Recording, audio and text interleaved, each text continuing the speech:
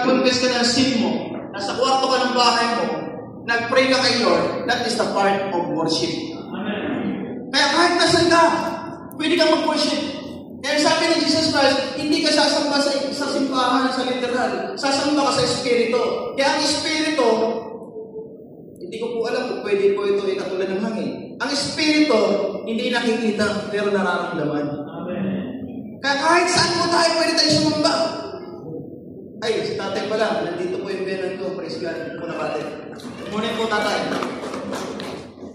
Hallelujah.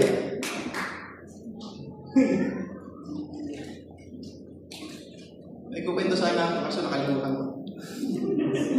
Kaya po, itinuro ng ating Panginoong Jesucristo kung paano tayo sumamba. Na-take notes niyo po ba yan ng first Sunday?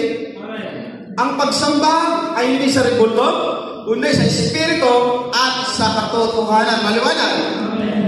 Okay. And second,